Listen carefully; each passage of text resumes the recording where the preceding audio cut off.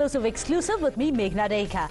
Well, the eyes of the world are today on Prime Minister Modi as he visits France. He carries with him the voice of 1 billion people and the hopes of the world for peace and harmony. This isn't a responsibility that India takes lightly. Ahead of Prime Minister Modi's visit as the guest of honor for Bastille Day celebrations, he gave an interview to a French publication on how India has arrived at the world stage and is now gaining its rightful place. But he also reminded the West that our heritage and civilization till date guides our ethos, our spirit. Let's get you some of the excerpts from this interview. I'm going to quote him here. India is guided by the deep roots in democracy and civilizational spirit.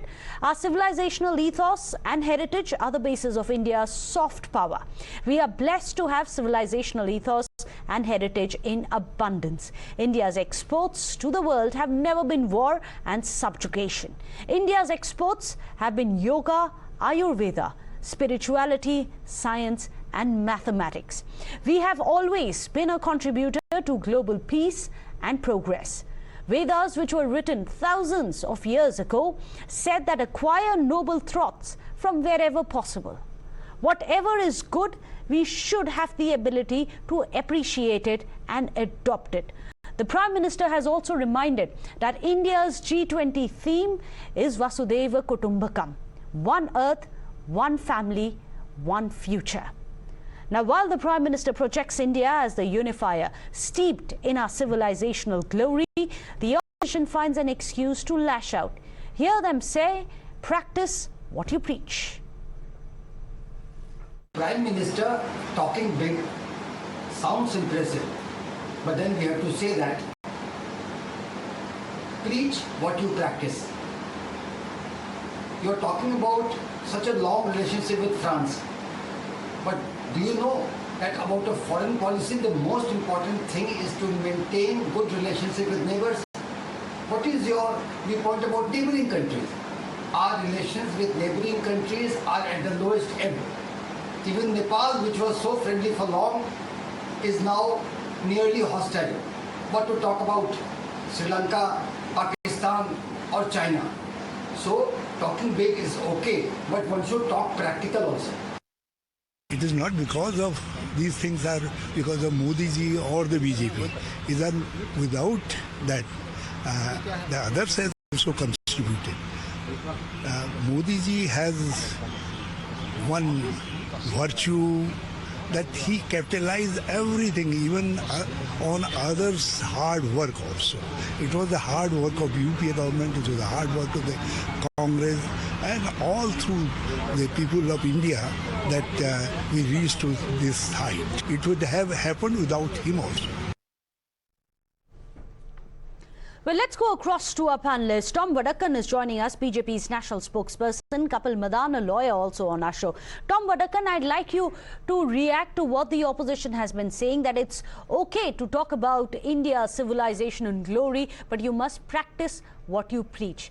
Do you think that the Prime Minister and your party has practiced what it preached? This is 25 years of partnership with France. Specifically, we have moved a distance which I think the UPA government can't even imagine.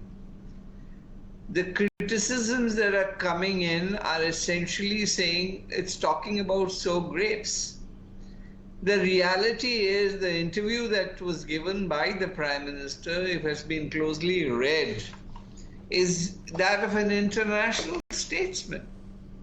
I don't think there has been any Prime Minister who has received the kind of international attention and the kind of respect that he has received across the globe. He talks about the Indo-Pacific Ocean and our supply of COVID vaccines with over 100 countries. These are realities. This puts India on a top spot. And why are they interested in India? Because India delivers. And India not only preaches, but practices what they do.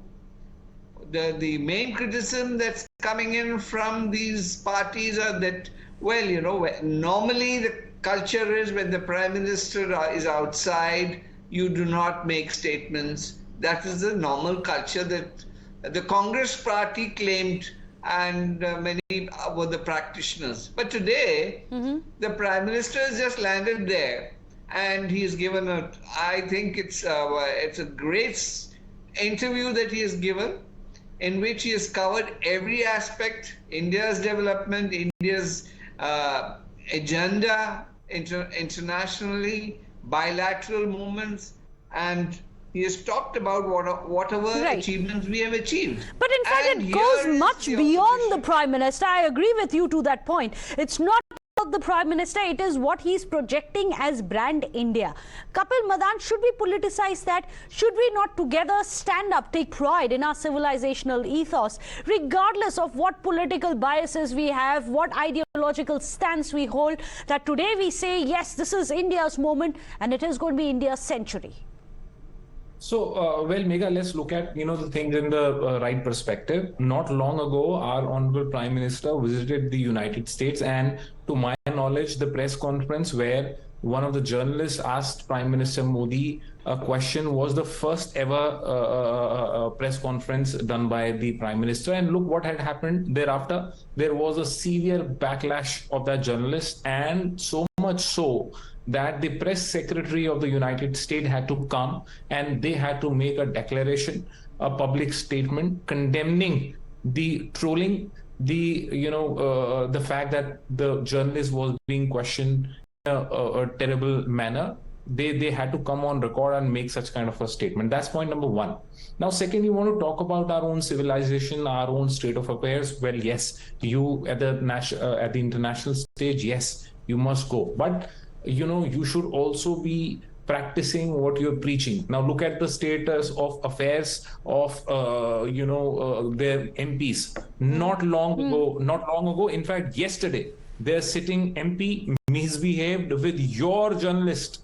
It was a journalist of Times Now, and in fact the Times Now released that footage, the kind of treatment that was made to that journalist.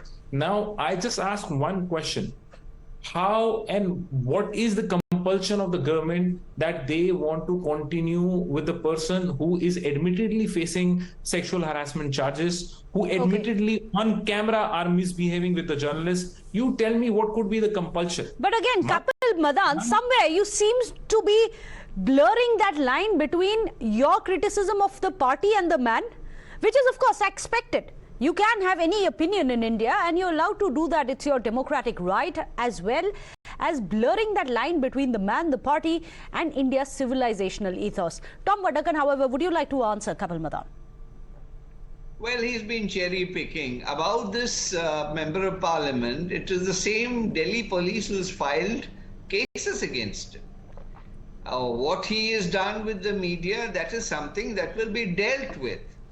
And how does it translate to the Prime Minister's visit to France? This is pure cherry picking. And you want to find fault on that issue? Here is this great civilizational meeting that is happening, where we talk about one grid initiative, where we talk about the Indo-Pacific Ocean, and we talk about what India can contribute. What we talk about the UN Security Council, the positions the Prime Minister has taken. And also it's significant that he's taken these positions while France itself has been battling these riots, that Prime Minister has taken that opportunity to remind that our democracy delivers, perhaps because it is rooted in a civilizational ethos. I think we shouldn't lose track of that regardless of our ideological differences. Thank you so much, Tom Vadakkan, Kapil Madan. Unfortunately, we've run out of time. Gentlemen, with that, we are going to be taking a short break. Don't go anywhere.